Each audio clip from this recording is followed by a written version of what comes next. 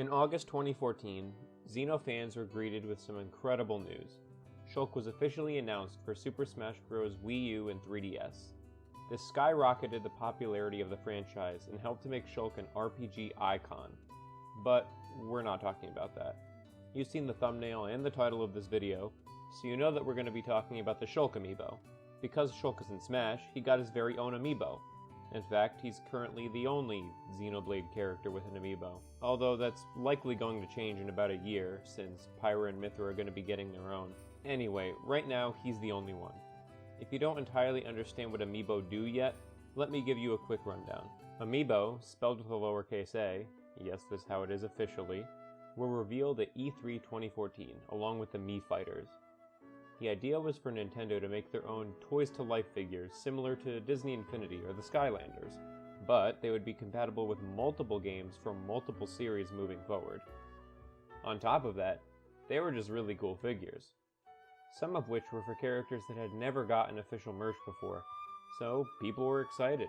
The first wave of Amiibo launched at the end of 2014 to incredible success, so in response, Nintendo doubled down and went all in on Amiibo. All the news in between then and Shulk's release doesn't really matter too much for our purposes, but just know that people became very obsessed with them, myself included.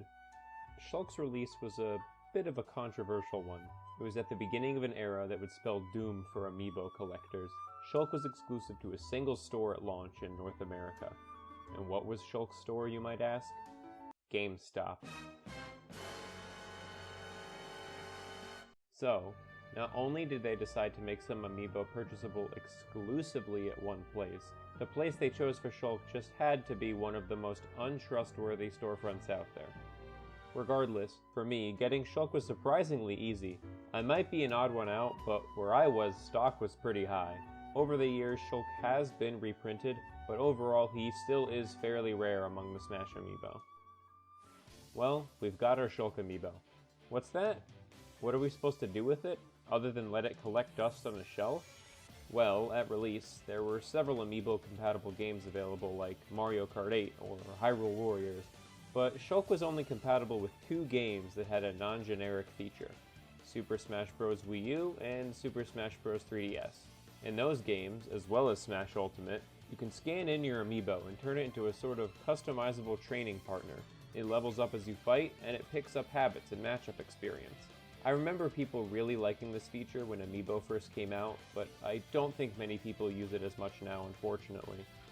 Xenoblade 3D released a few months later, and Shulk was the only Amiibo that worked in this game. Once a day, you can scan Shulk into the game, and it gives you 3 tokens, which you can use to roll for random models and music in the collection mode. And this collection mode is exclusive to this port. You can't do this on Definitive Edition, or on the Wii U eShop release. For those of you that are like me and have actually done this, I applaud you. Xenoblade 3D was a pretty pricey investment. You had to buy a new 3DS just to run Xenoblade 3D, and if you wanted to use the Amiibo, that would have been another $15, plus tax. And even after you bought the new 3DS, the games exclusive to it were very few and far between. Moving on, since Xenoblade 3D had Amiibo functionality, many fans were hoping that Xenoblade X would have some, or even better, have its own Amiibo. At that time, I didn't think it was too crazy to believe that X would get Amiibo since Nintendo was rolling out the red carpet for that game, but no Amiibo functionality is in X whatsoever. So what games other than Smash and Xenoblade 3D does Shulk have a unique feature in? Well, not many.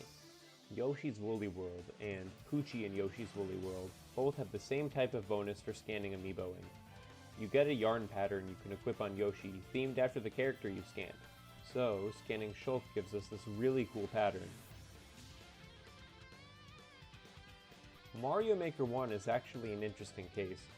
Most of the features in this game made their way over to Mario Maker 2, but a huge one that's missing is the Amiibo feature.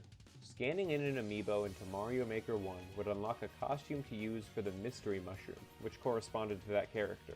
This feature is only available in the Super Mario Bros. 1 theme levels though. Interestingly, Shulk uses his Japanese voice here, even in the English version of the game.